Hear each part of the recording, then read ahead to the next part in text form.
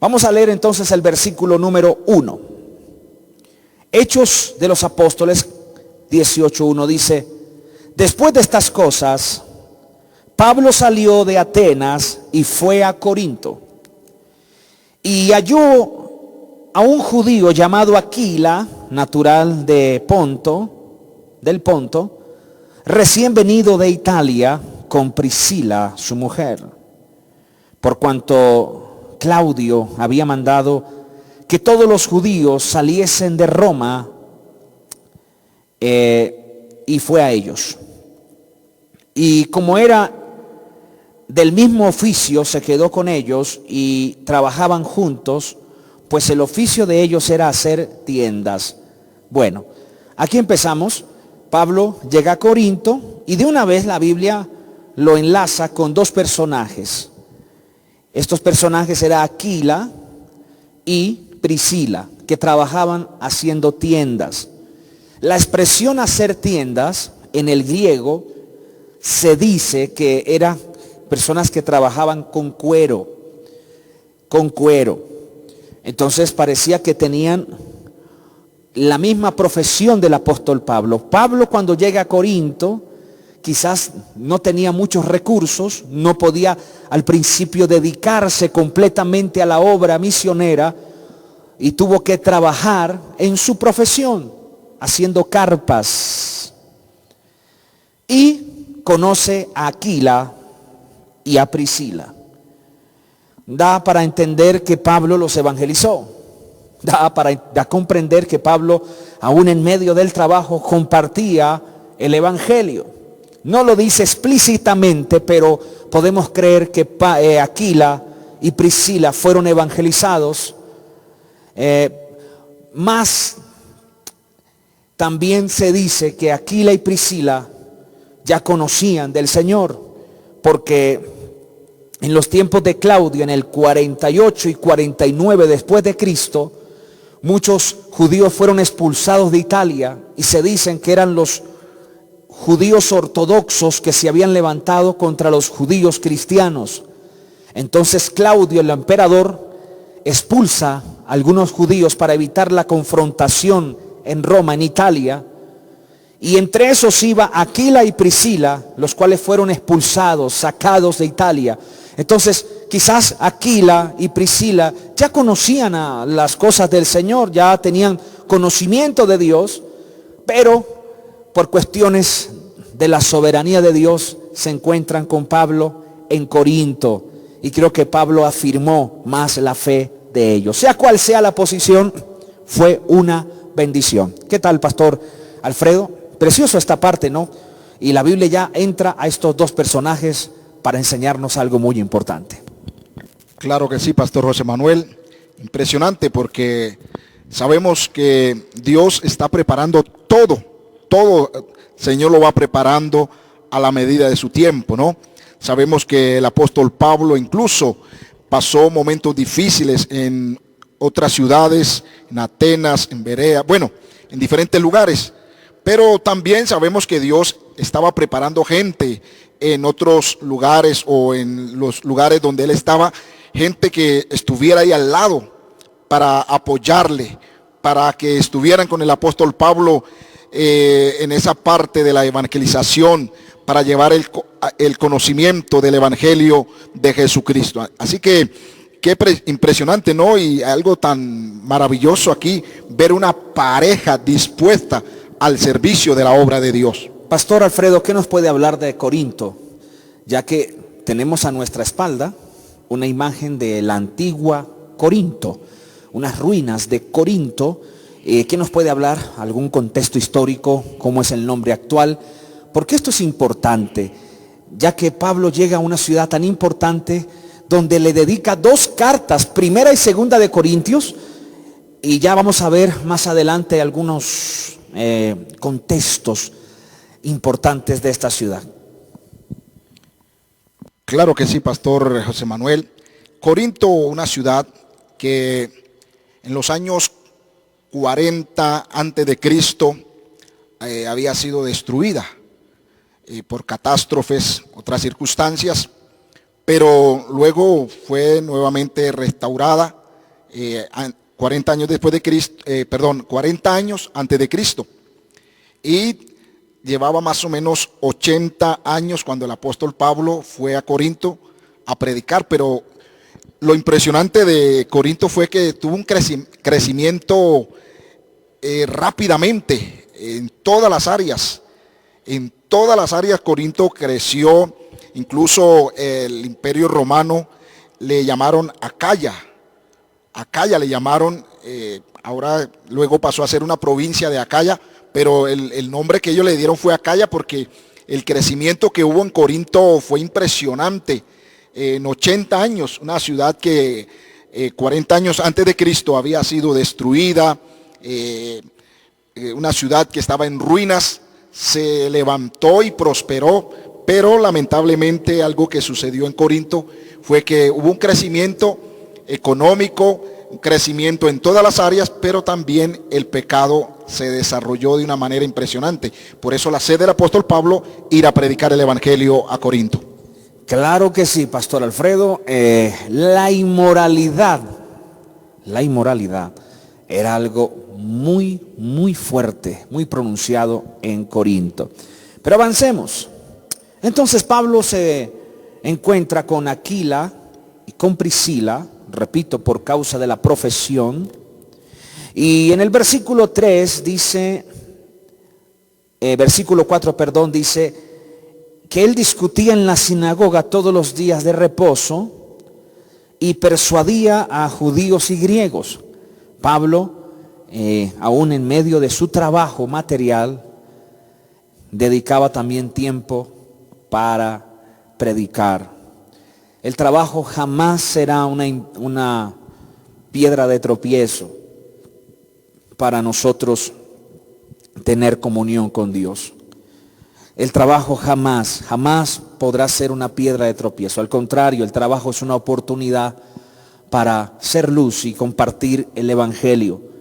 Pablo fue un apóstol que sí dedicó en el tiempo de su llamado la mayoría de tiempo a tiempo completo, pero también aquí vemos a Pablo trabajando, pero también dedicando tiempo para predicarle a los griegos y a los judíos. Y déjenme resaltar algo acá, porque hay algo que se llama la trabalatría. Trabalatría. ¿Qué es la trabalatría?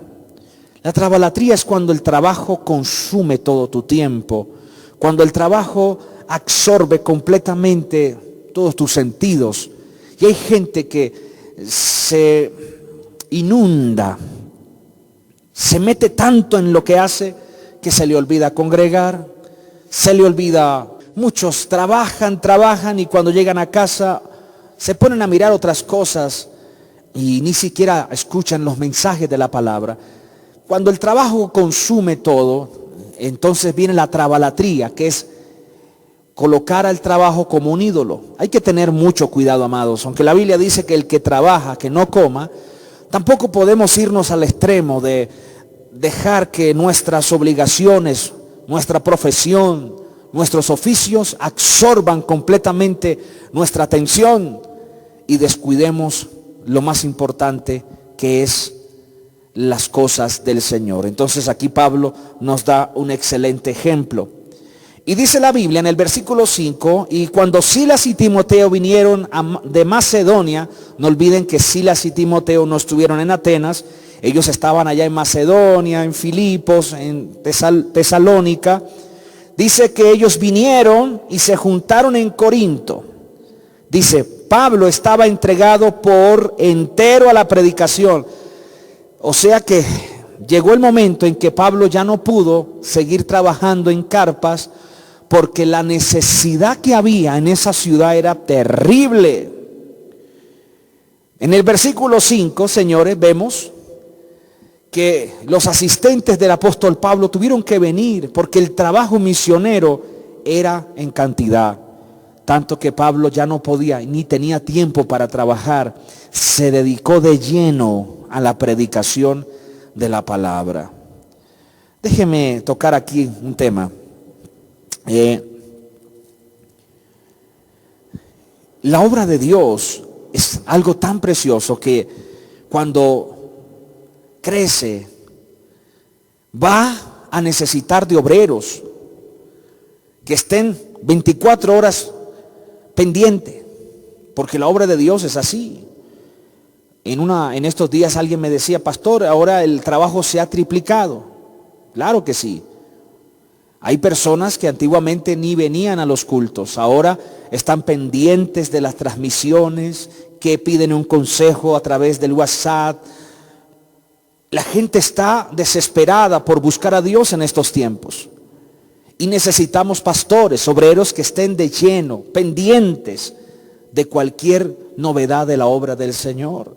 Y estos obreros necesitan ser sustentados. Hay personas que están en contra de que un obrero de la casa del Señor reciba un sustento, y les llaman los asalariados. Cuando la Biblia dice el asalariado deja las ovejas, es una expresión para aquel que se dice ser pastor o se dice ser ministro, pero que lo hacen por el lucro. Pero no todos son así.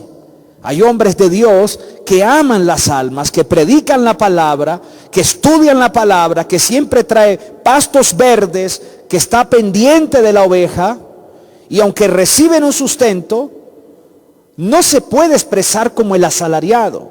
No. Usted va a ver en las redes sociales y va a ver gente que esté en contra de esto. Pero aquí vemos un ejemplo, pastores, que Pablo tuvo que dedicarse por completo a la obra en Corinto. Era tan grande la necesidad que Pablo tenía que dedicarle su tiempo total a la obra. Tanto que la Biblia dice, señores, que cuando vino Timoteo, cuando vino Silas, trajeron ayudas económicas. Pastor Iván, 2 de Corintios, capítulo 11, vamos a leer el verso 8. Pastor Alfredo, prepáreme Filipenses, capítulo 4, verso 14. Vamos a ver aquí que cuando, ¿cómo se complementa la palabra? Que cuando Silas y Timoteo vienen de Macedonia, vienen de Filipos, de Tesalónica, ellos traían ayudas financieras para el ministerio del apóstol Pablo. Esos hermanos de Macedonia se dieron cuenta de la necesidad del apóstol Pablo y envían recursos económicos. Y por eso Pablo pudo dedicarse completamente al ministerio. Dios bendiga a los que ayudan la obra para que el reino de los cielos sea predicado. Vamos a mirar esto.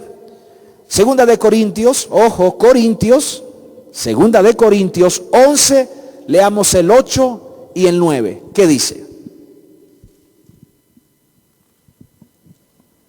Dice el 11 y el 8 y el 9. He despojado a otras iglesias, recibiendo salario para siervos a vosotros, para serviros a vosotros. Y cuando estaba entre vosotros y tuve necesidad, y ninguno fui carga. A ninguno fui carga, pues lo que me faltaba lo suplieron los hermanos que vinieron de Macedonia, y de todo, en todo me guardé y me guardaré de seros gravoso. ¿Están escuchando eso, amados? El apóstol Pablo le está hablando a los hermanos de Corinto. Porque en Corinto había un problema. En Corinto la gente era muy problemática. Y quizás querían acusar a Pablo de haragán. Querían acusar a Pablo de, no sé, de mantenido. Entonces Pablo sale en defensa en 2 de Corintios 11, verso 8. Y voy a repetirles el texto. Escucha aquí. 2 de Corintios 11, verso 8. He despojado a otras iglesias, dice Pablo. Está hablando de los hermanos de Filipos, de Tesalónica. Recibiendo salario para servirlos a ustedes. Les está diciendo los de Corinto, yo estoy acá gracias a las ayudas de los hermanos de Macedonia. Verso 9. Y cuando estaba entre vosotros, les está diciendo a Corinto, y tuve necesidad, a ninguno de ustedes fui carga, pues lo que me faltaba lo suplieron los hermanos que vinieron de Macedonia, o sea, de Filipos, de Tesalónica, y en todo me guardé, y me guardé ¿para qué? Para haceros gravoso. ¿Esto qué significa? No fui carga. No pueden acusarme que ustedes me mantuvieron. No me pueden acusar que estaba aquí por dinero. Eso es lo que le estaba diciendo el apóstol Pablo a los de Corinto. Repito, no todos los hermanos de Corinto eran problemáticos, pero había un grupito, sobre todo los judíos ortodoxos, que querían indisponer a Pablo. Querían hacer poner en duda el apostolado de Pablo. Y con muchas acusaciones, entonces Pablo, gloria al Señor, dedicó estas cartas para decirles: señores, yo estuve ahí, no porque ustedes me mantuvieron, sino por el sustento que me enviaban de Macedonia. Ahora, Pastor Alfredo, ¿qué dice allá Filipenses 4:14? Por eso los hermanos de Filipos se les conoce como gente que ayuda, gente que apoya. Los hermanos de Filipos, aún en medio de la situación crítica o en medio del problema, ellos enviaban esas ofrendas al apóstol Pablo. ¿Qué dice? Filipenses dice... Lea del 14 al 19 para que entiendan. Bien, dice la palabra: sin embargo, bien hicisteis en participar conmigo en mi tribulación. Y sabéis también vosotros, oh filipenses, que al principio de la predicación del Evangelio, cuando partí de Macedonia, ninguna iglesia participó conmigo en razón de dar y recibir, sino vosotros solos. Pues aún en Tesalónica me enviasteis una y otra vez para mis necesidades. No es que busque dádivas, sino que busco frutos que abunden en vuestra cuenta. Pero todo lo he recibido y tengo abundancia. Estoy lleno, habiendo recibido de Epafrodito lo que enviasteis, olor fragante, sacrificio acepto, agradable a Dios. Mi Dios, pues, suplirá todo lo que os falta conforme a sus riquezas en gloria en Cristo Jesús. Aquí vemos al apóstol Pablo honrando a los hermanos de Filipos, porque fueron quienes sustentaron a Pablo mientras su viaje misionero por esa zona y sobre todo en Corinto. Qué precioso esto. Y por eso Pablo le dice: señores, mi Dios pues suplirá todo lo que os falte conforme a sus riquezas en gloria en Cristo Jesús. Vamos a tocar aquí un tema, pastores, importante, porque hoy hay una tremenda confusión, contienda con referente al dar. Los hermanos de Filipos, ellos daban porque veían la necesidad que había en Corinto. Ellos sabían, era la misma Grecia. Y ellos daban porque la motivación de ellos era que otros conocieran la verdad. Pablo no les mandaba revelaciones. Pablo no les daba profecías. Pablo no los incentivaba con nada. El incentivo de Filipos para dar era que el evangelio fuera predicado. Yo les voy a preguntar a todos los que me ven: ¿por qué ofrendas en tu iglesia? ¿Por qué apoyas financieramente tu congregación? ¿Por qué? ¿Cuál es el incentivo? ¿Cuál es la motivación? Vamos a detenernos aquí un poquito. Porque hoy en día se está mal enseñando a la gente cuando se habla del tema del dar. Hoy en día, ¿cuál es la expresión? Dios te va a bendecir. Si tú das tanto, Dios te da tanto. No. Pastor Iván, 2 Corintios 9:7 es la única regla del Nuevo Testamento para dar. En el Nuevo Testamento existe una regla básica para el dar. Y ahí Y de ahí nos tenemos que basar todos los que solemos ayudar la obra del Señor. Iván, ¿qué dice 2 de Corintios 9:7? Dice, cada uno dé como propuso en su corazón. Pare. Cada uno dé conforme propuso, o sea que no hay una ley que me obligue a dar tanto. Ah, no, que hay que dar la primicia. Si tú propones en fe, puedes darla, pero en este tiempo no hay ninguna ley que te obligue a dar una cierta cantidad. Quiero aclararlo. Si alguien te dice, tienes que dar tanto, ese tal o no conoce la Biblia o simplemente la conoce, pero está haciendo del evangelio lucro. La única ley en la gracia para dar es proponer en el corazón. Yo propongo, Señor, propongo que te voy a dar una primicia de un dinero o de mi negocio. Lo propongo, no es que usted me lo esté mandando, no es que tenga una ley encima. Señor, propongo darte una 10ª parte de lo que tengo, lo propongo. Muy bien, tú lo propones, Dios no te lo está obligando. Esto es importante porque hoy en día se está haciendo mercadería del evangelio. Y le están diciendo a la gente, dé tanto para que Dios te dé tanto. Y tiene que dar tanto y no es lo que usted quiera, sino esto. Cuidado con eso. En la gracia Dios no nos pone cuotas. En la gracia Dios no nos pone un nivel de dinero. Es lo que usted proponga en su corazón. Continúe, Pastor Iván. Dice, no con tristeza. No con tristeza. Hay gente que dice, me toca dar. Entonces no dé. No con tristeza, ¿ni qué? Ni por necesidad. Ojo aquí se rajó más de uno. Porque la mayoría de gente da por necesidad, porque eso es lo que se le enseña. Usted quiere prosperar, aprenda a dar. Usted quiere ser bendecido, tiene que dar. Si usted da por necesidad, Dios no recibe eso.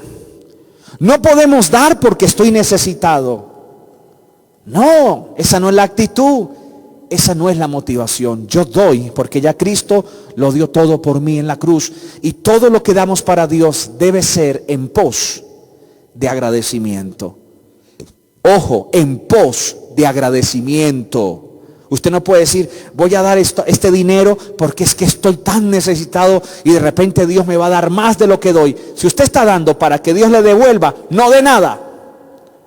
El evangelio no es mercadería, el evangelio no es una ruleta rusa, el evangelio no es una lotería que usted invierte y recibe, porque esa es la enseñanza, eso es lo que se está metiendo hoy en día en las iglesias. Y por eso mucha gente ha sido escandalizada, por eso mucha gente se ha ido, porque no les han sabido explicar la manera bíblica de dar. Los hermanos de Filipos ayudaron a Pablo con la motivación de que se predicara el evangelio, no esperando que Pablo les devolviera con profecías, con revelaciones o mandándoles tarritos de aceite ungido, nada de eso. Ellos ofrendaban y daban porque amaban la obra de Dios. Si usted da, no espere nada a cambio y dé lo que usted propone, no lo que otro te imponga. Ese es el dar en la gracia. En la gracia damos lo que proponemos, lo que sentimos para honrar al Señor. No una cuota, no un cierto porcentaje.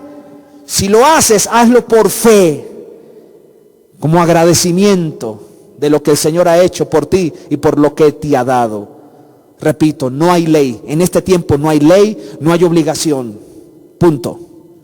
No hay discusión en ello. Porque si usted me trae cosas de la ley, entonces me tenés que guardar toda la ley. Si usted me trae cosas de la ley ahora a la gracia, entonces tienes que guardar toda la ley. De lo contrario, de nada sirve agarrar una sola cosa de la ley y traerla vigente a la gracia solo porque se me da la gana, solo porque me conviene. Hay que tener mucho cuidado. Y yo sé que hay gente que me ve que es muy dadivosa, que te gusta diezmar, ofrendar, pero hazlo. Si usted lo propuso en su corazón, si lo está haciendo por fe, por amor, hágalo. Si alguien te lo impuso y usted se siente obligado, no lo haga más. Dios no recibe nada así. Por eso dice, cada uno de conforme propuso en su corazón, no con tristeza ni por necesidad. ¿Por qué, Pastor Iván? Termina el versículo. ¿Por qué? Porque Dios ama al dador alegre. Punto. El dador alegre es aquel que da con una motivación correcta. Y nosotros los cristianos damos porque queremos que el evangelio sea predicado. Y quiero agradecer a todos los que ayudan las iglesias allá en su país, aquí en Colombia, porque gracias a ustedes que se han acordado de la obra, yo lo decía en la transmisión del domingo, hoy en día la gente no puede ser ministrada, no, pero aquí se sabe quiénes son los de Dios, porque la gente llega, ofrenda, trae su donación y no están en un culto, pero ellos saben que lo están haciendo con amor y saben que la obra de Dios no puede parar. Ellos no necesitan una unción con aceite o que les entreguen profecías. Lo único que les incentiva es ayudar la obra misionera. En esta pandemia conocimos quiénes son los que ofrendaban por amor. Repito, hay gente que nunca va a ofrendar y nunca va a ayudar si no se les entrega una bendición, si no se les dice el futuro. Mire, si usted da tanto, le va a llegar tanto. Hay gente que está acostumbrada y por eso caen en iglesias herejes. Les gusta que les den revelaciones del futuro y que le va a llegar carro y que le va a llegar casa y sueltan la plata. Pero aquí en el tiempo de la pandemia se sabe quiénes son los que realmente dan con motivaciones correctas. Pastor Alfredo, complemente esto que es tan importante. Claro que sí, pastor. Es importante nosotros entender lo que es una dádiva, dar. Pastor, la etimología de esta palabra viene del latín debita, que significa deuda. Y de esta palabra deuda, del latín, salió la palabra dativan, que significa donativo. Entonces, la etimología total de esta palabra dádiva trae algo importante que traducido según el diccionario de la Real Académica, es una acción de agradecimiento. O sea, los de aquellas ciudades, Filipo, ellos se sentían en deuda con el apóstol Pablo y por eso le apoyaron allá en Corinto. Ellos se sentían que en una deuda porque él les había llevado la palabra, estuvo con ellos, les instruyó en el evangelio y por eso vemos esas dádivas. Dádivas viene de deuda. Ellos se sintieron en deuda, como en esa acción de agradecimiento y decir, vamos a apoyarlo. Él necesita, él está haciendo un trabajo y vamos a darle ese apoyo. Ahora, no porque en Corinto hubiera necesidad quizás extrema, no, porque la gente en Corinto sucedía que era tanta la perversidad que ellos invertían el dinero, era en prostitución, en tantas cosas y para el evangelio nada. Por eso cuando ellos vieron esa necesidad, no porque faltaba el dinero en la ciudad, sino porque el dinero no era provisto para el trabajo que el apóstol Pablo estaba realizando en Corinto. Qué interesante esto, ¿verdad? En conclusión, para avanzar, siempre que das en son de agradecimiento. Saque ese concepto de que voy a ver que Dios me da si doy esto. Saque ese concepto. Hoy en día usted ve en las redes sociales un poco de hombres entregando revelaciones y profecías, y cuando la gente da cierta cantidad, a ese es el que más le dan profecía. Qué raro, ¿no? Y los que no dan nada no les entregan nada.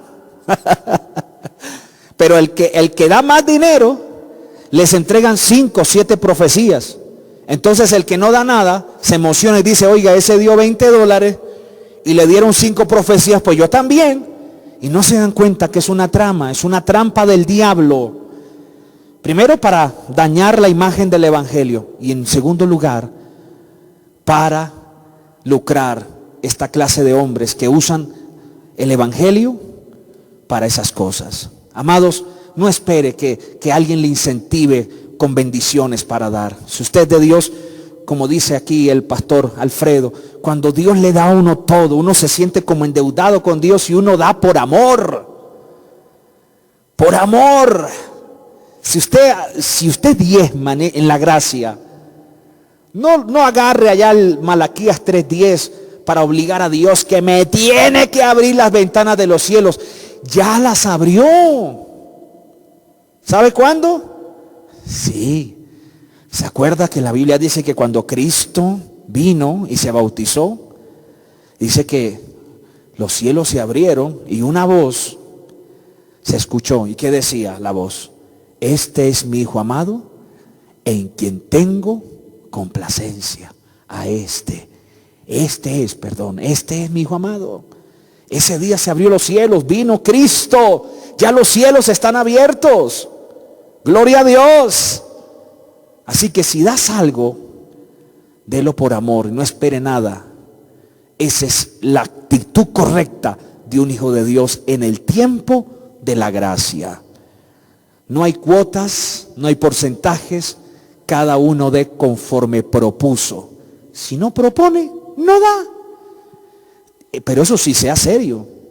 Ananías y Zafira propusieron dar una parte de unas cosas que ellos prometieron. Vendieron una heredad y prometieron dar. El apóstol no le obligó. Usted va a mirar aquí que el apóstol no le obligó. No le dijo, traiga el diezmo, Ananías y Zafira. No era el diezmo. Nada. Ellos propusieron, vamos a dar tanto de la heredad que vamos a vender. La vendieron y trajeron el dinero a los pies de los apóstoles, mintiendo al Espíritu Santo. ¿Y qué les pasó? Cayeron muertos en la misma congregación.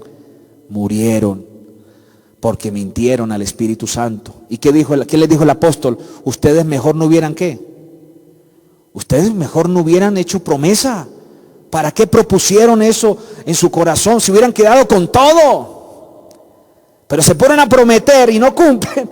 En ese tiempo era cosa seria, hermano. Imagínense cuántos muertos hubieran ahora si esto hubiera seguido. Dios mío, ya no tuviéramos iglesias sino funerarias de cantidad de gente que le promete a Dios y no cumple. Gracias a Dios que Dios en su misericordia nos da oportunidad. Gloria al Señor. Qué cosa tremenda esto, Pastor Iván. Saber que todo lo que damos para el Señor es agradecimiento sin esperar nada a cambio. Así es, Pastor José Manuel. Es tremendo y es hermoso cuando uno aprende a hacer las cosas así, a dar sin esperar nada a cambio. Eso cambia tu vida, eso cambia tu manera de pensar, ¿sí? Porque muchas veces las personas quizás dicen, me rompieron el corazón, yo estaba dispuesto, les di todo lo que yo tenía, los ayudé y me dieron la espalda. Cuando tú lo haces sin esperar nada a cambio, no interesa si vas a recibir el mismo pago, tú lo haces porque te agrada. Y más cuando es para la obra de Dios o para los siervos de Dios, el Señor se agrada aún más. Por eso, mis amados hermanos, hazlo sin esperar nada a cambio. Es maravilloso cuando tú lo haces de esta manera, cuando tú lo haces simplemente esperando la recompensa que viene de parte de Dios y ya, eso basta, Pastor José Manuel.